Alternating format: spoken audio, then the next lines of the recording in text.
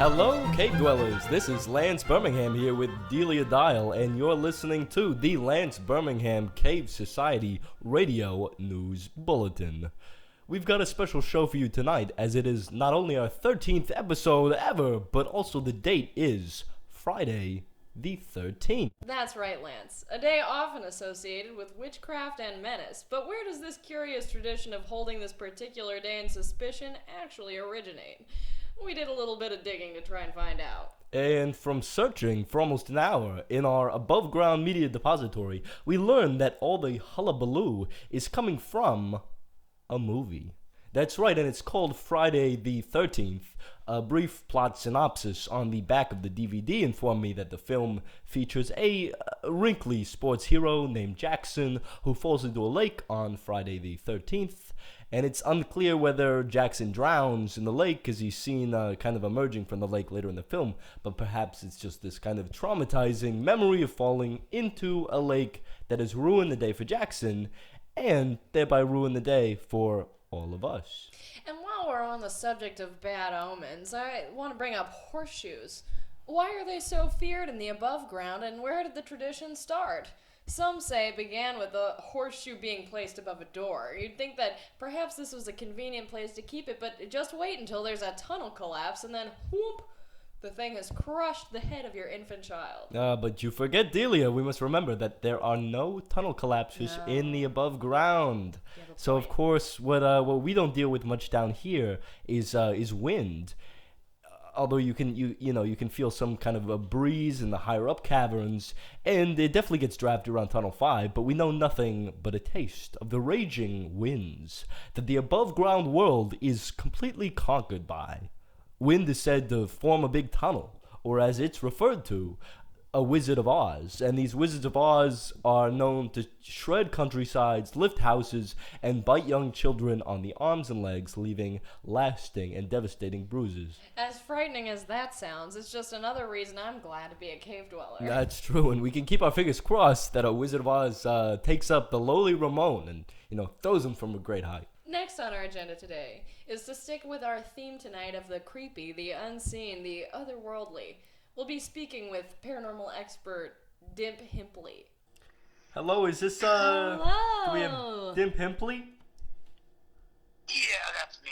Hey, Dimp. Do you prefer Dimp or Mr. Himpley? I prefer my middle name. It's Ship. Ship? Oh, okay, we can call you Ship. No, like ship, like you're pronouncing it wrong. It's more like a German, like a C. Like an like S-C-H-I-E-T-E.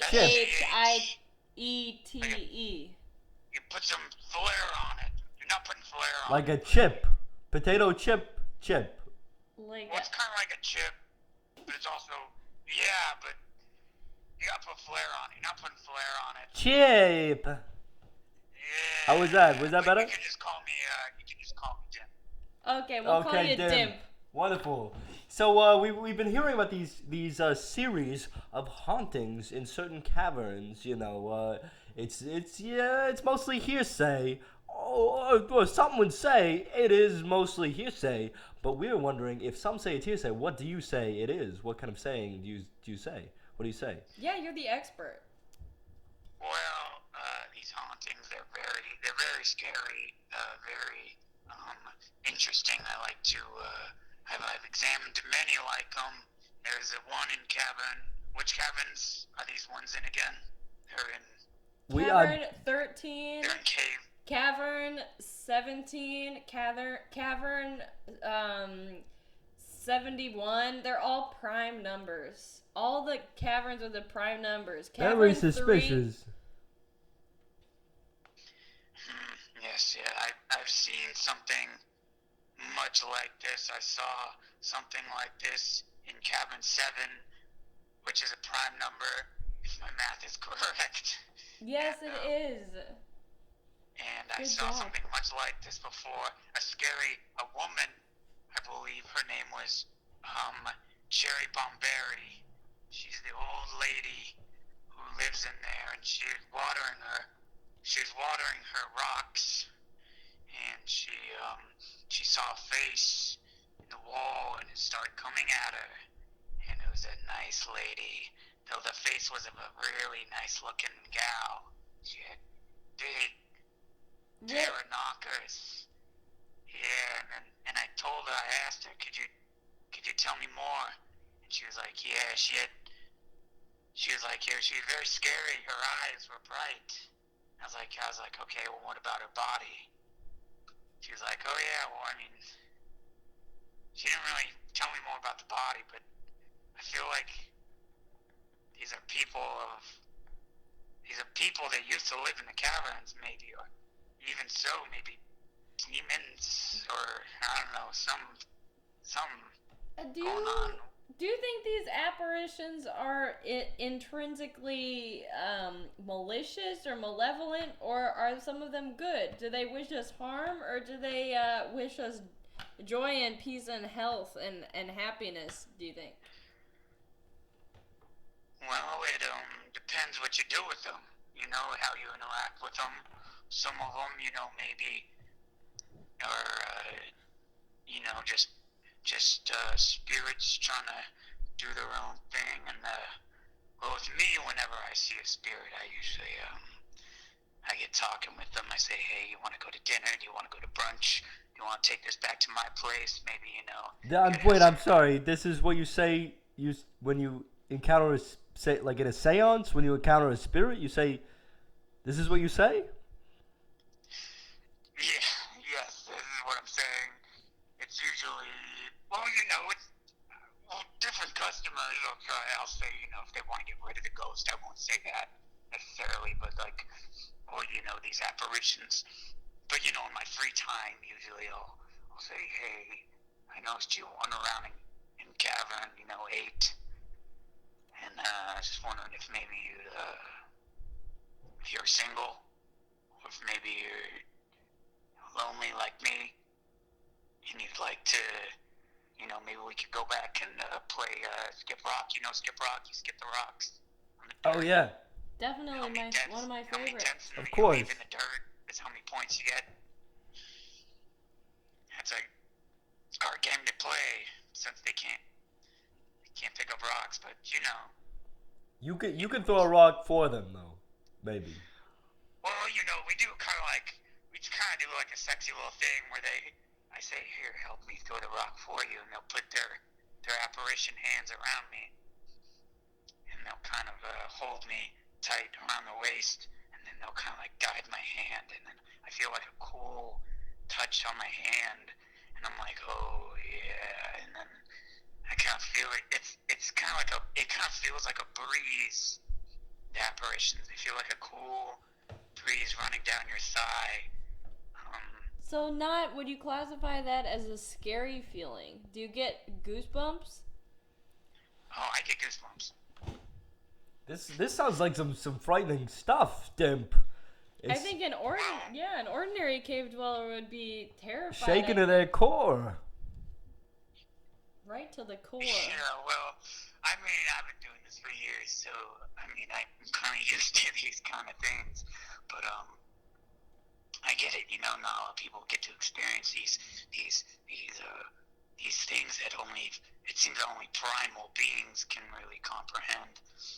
Have you two experienced any of these I had a poltergeist used to come. It lived in my foyer, like where I would take my shoes off while I was coming into my cave from one of the tunnels, right in the mudroom. And you know, sometimes I'd go to put those shoes back on, and you know what that ghost would leave in there? They'd leave little tacks in my shoes, and I would just prick the tips of my feet always. What a horrible little specter. Yeah, it was unpleasant for me. I guess you're having different encounters. You're having more pleasant encounters than I am, but all of mine have been very I've not enjoyed them. I kind of had a similar experience to you, where you know I would use the bathroom, and I would flush the toilet, and then I would look a minute later, and the toilet wouldn't be, you know, I was like, you know, 40% sure that I definitely flushed the toilet, but I come back 2 hours later and it was not flushed, which totally. I mean, I stayed at my aunt's house for a year over that. I was so afraid. Yeah, no, I had to get rid of all of my shoes, and I had to tear down the foyer. Now I only That's go really interesting. barefoot. Is this, tell me, what was your name, Miss, again? Delia Dial. Philly. Does it keep occurring? Has this happened recently, the attacks in the shoes? Well, no, not because. Well, no, I had to get rid of all of my shoes. I had an extensive collection of shoes with the heeled shoes, and now I had to get rid of all of them because there was just always those tacks in there, and I haven't run the risk since because I just got rid of those shoes. I don't know if the ghost is still around. Maybe it was attached to the shoes somehow, or maybe the tacks. I don't know. Maybe she ran out of tacks. But either way, my feet are puncture free, baby. Mm-hmm. You know what I think is going on here? What? I think your ghost, you gave it what it wanted. I think what the ghost really wanted was he was flirting with you. I think the ghost was flirting with you. Really? You think is it possible for ghosts to have a foot fetish? You know what? You beat me to it. I'm sorry. I think this ghost was really, really feeling you. Your feet. Well, they're seeing my feet all the time now. Well, there you go. Do you feel like you have a good-looking foot? What would you say about my feet, Lance? It's kind of a ball of flesh. Yeah, very attractive. There's one more toe than usual, I think. How many do you have? I've got, well, yeah, how 7. many? That's 7. Yeah. That's 2 more than usual. It kind of looks like It's because I'm special. like a Kaiser roll. Yeah, like little pigs in a blanket, and that blanket is my skin. So yeah, I mean, I would say it's good looking to some. Pretty I'm sure. attractive feet. I could have been a foot and hand model, but I was called to the radio, so. Do you think it's like small feet, big feet? Like keep giving me more to work with here. They're very wide, but I would say they're very short too. Short and wide. Kind of like it's more kind long of like wise. There's not that much there. Like when you go to so you're going down my leg. You're going all the way down my leg, and then you go down past the knee, and then you make it to the ankle, and then there's just like a little pud. Mm-hmm. A little pud. A little pud, yeah. At the end. Oh, that's what I wanted to hear. What do you I feel a little think bit about like this ghost? I feel a little bit like I'm being violated here, like I'm being objectified. What are you talking about? This is Delia. This is a ghost expert trying to figure out your ghost. I mean, I'm trying to figure out the ghost. The ghost, I think, is a foot fetish. It sounds like you got a foot fetish too, there, Dimp. Repeat that. I wasn't listening. Delia says it sounds like you might have a foot fetish, and then she said Dimp with your name. Look now, I think that's ridiculous. I think nothing about me would say I have a foot fetish. Only ghosts have been known to have feet fetishes. This is true. I definitely would never put tacks in people's shoes to get them to stop wearing shoes. That's just ridiculous. Some people, they question, obviously, if I really can talk to ghosts. I can't talk to ghosts. Some people even question, hey, I think you're the one clogging the toilets so that the poop doesn't flush, so you can take the poop and bathe in poop like a little pig, like we hear about in the service world. I think that's ridiculous, because I don't do that. I don't even have a bathtub to put all the poop in. So I don't have a foot fetish. I don't have a poop fetish. Only ghosts have those. And I feel kind of violated that you would even suggest. I'm sorry. Well, I apologize. I'm just new to this practice. I don't really understand that much about your discipline. And I'm inclined to believe the worst in people, I think. Just from the first time I hear their voice. Well, a lot of people say my voice is very untrustworthy voice, very creepy voice, and really I just That's just from years of eating too many tacks. I like to eat bloody tacks. It's a hobby of mine. Don't we all though? Everybody's got a unique taste of their own, and nothing against that. And you, it's been wonderful hearing from you, Dimp. Yeah, thank It you, was Dimp. just lovely to have you on to answer some of these paranormal related questions that you've let loose on us, or that we've let loose on you, and you've kind of Bounce them right back at yes. us. Yeah, Yes, of course. I feel like I don't know about you, Lance, but I really learned a lot today, and I'm grateful for that. Something happened today. Would either of you have any more problems? Just if you're free on maybe in a few days, we can come back to my place and get some wine.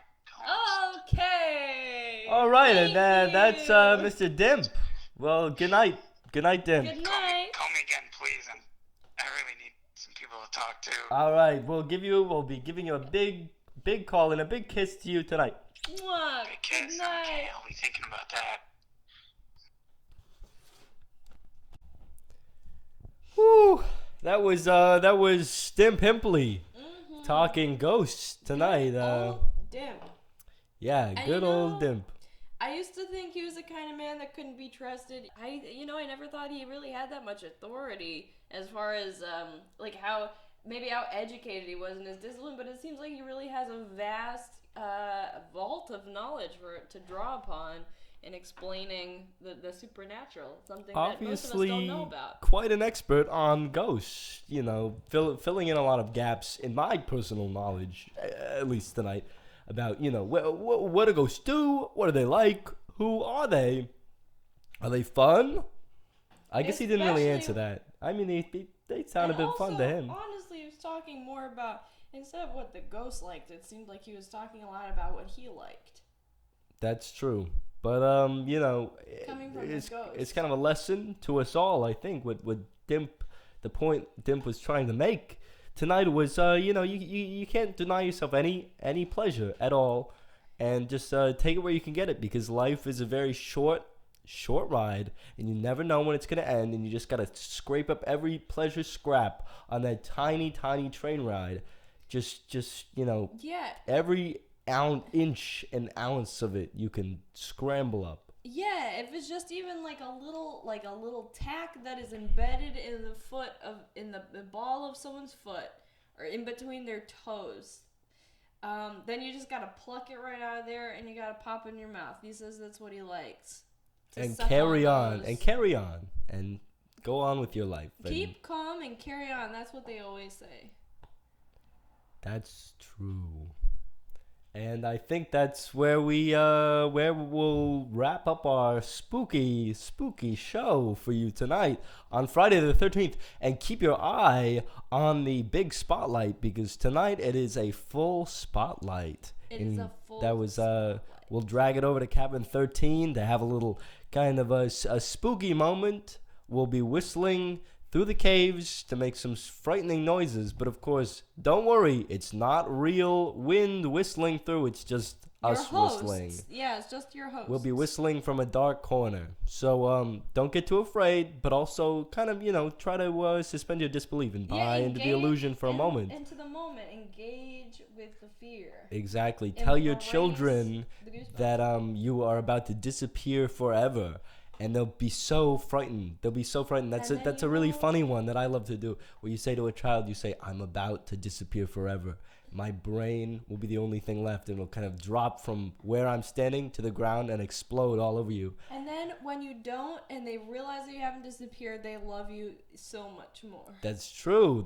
Or they scream, "Liar, liar," and they try to burn you. And your relationship is just destroyed. That's sometimes a gamble you've got to make with children. And that ends. What gambles are you not supposed to make with children, though? They're for gambling. That's true. They're like the guinea pigs of people. You can try out anything. It's all those lucky parents out there who kind of have their own personal, like, oh, what if I fed my child nothing but orange juice? And then you find out it makes them angry and weird, and just they spoon you too close anyway. But I think that's where we will tie off our episode tonight on on children and Friday the 13th. And this is Lance Birmingham And Billy the Heil. signing off.